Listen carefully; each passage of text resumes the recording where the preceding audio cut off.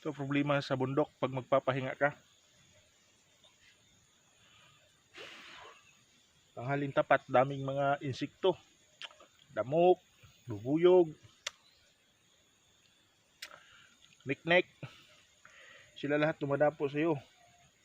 Source kasi nila yung pawis natin eh. Kaya hindi ka makapag-concentrate ng kain at saka hindi ka rin makapag-concentrate ng tulog kung wala kang paraan. So ito, kahit sa bundok may dala ako dito. Ayaw kong magsunog sa paligid, baka lalaki ako pang dahilan ng cause ng sunog rito sa bundok. Nakaw, magkakaso ba ako ng arson? Wawa yung katol ko, baling-bali.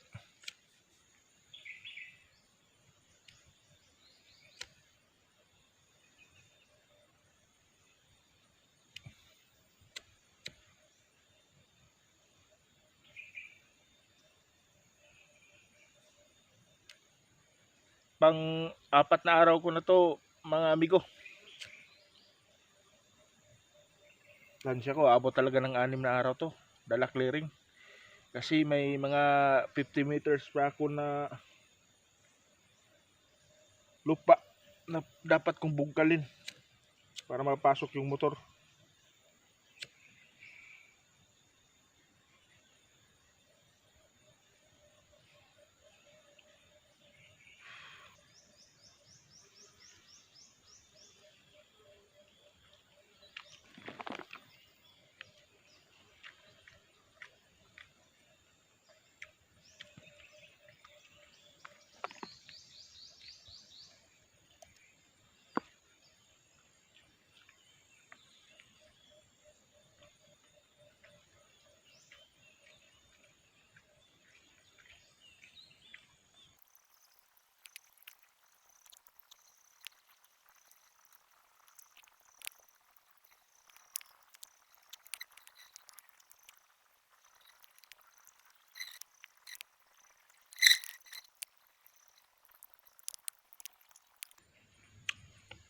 Minsan guys, alam nyo, naiisip ko tuloy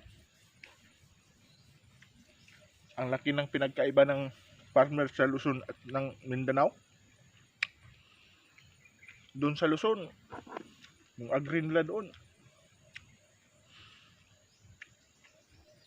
kompleto. Isang request lang,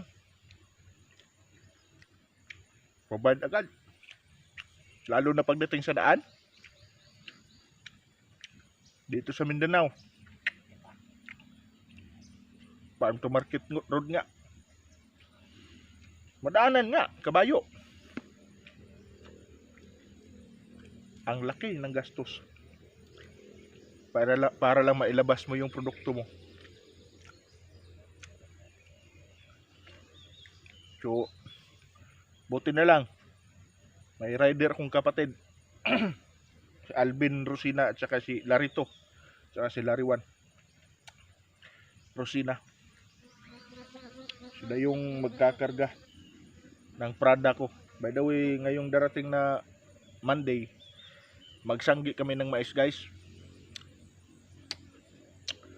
Mga Martes siguro ito, magdadaanan na to para man lang mailabas itong produkto ko diretso doon sa bahay ng mama ko. For the meantime, doon ko muna ilalagay. Sana naman gobyerno, mabigyan nyo rin kami ng pansin. Yung mga farmers na kagaya namin. Kung taniman lang ang pag-uusapan, matyaga ka lang. Maganda ang kita. Maganda yung resulta ng ani kasi matataba pa lang yung lupa. Ang problema lang dito sa farmers, tuktok na bahagi, daanan. Lalo pag tag-ulan, mahirapan din kami. Kaya di kami makapagtanim ng marami sa liblib na lugar kasi pag tag-ulan, kami rin ang mag-problema. Mabubulok na lang yung product mo. Hindi mo mailabas.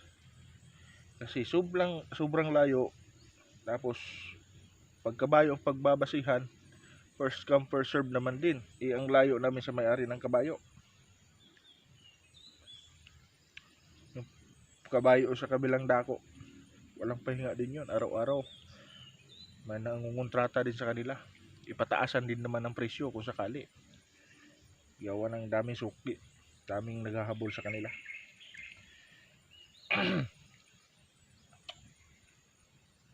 Ito okay pa to kasi tag-init. Pag ito umuulan, di na ito mapasok ng kahit anong motor. Ayaw din namin isacrifice ang buhay namin sa ganitong sitwasyon. Bahala na yung product kung mabubulok sa loob. Nakasalala yung buhay. Safety first ba? Anin mo yung maraming produkto tapos tingnan yung lalim dyan. Hindi kung nalaglag ka dyan.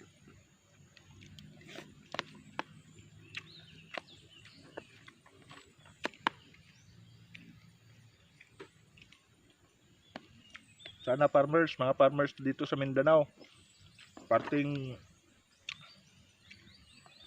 Davao del Norte, Nukurelia, mabigyan nyo lang kami ng kahit daanan lang. Masaya na kami. Yung daanan na madadaanan ng 4-wheel.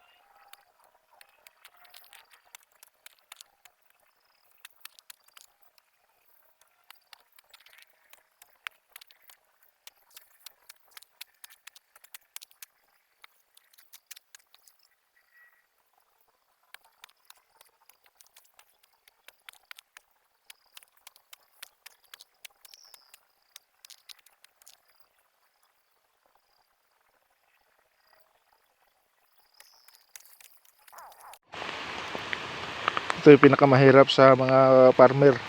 Sa totoo lang, init ang umaga hanggang tanghali tapos biglang bumuhos yung ulan.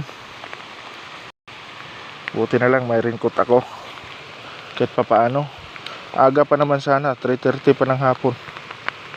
E pag magtuloy-tuloy ito, may TDC uwi na lang ako. Hindi ako sana nakaka-raincoat magtrabaho hanggat maaari. Balikan ko na lang to bukas. Sana bukas matapos na to. Tansya ko rin 5 araw to eh. Mula nang inumpisahan ko nga pala to, maabot to ng 5 days, pang 5 days bukas, araw ng linggo. Subukan kong makapunta rito pagkatapos magsimba. Dito muna ako guys, at lakas ng ulan.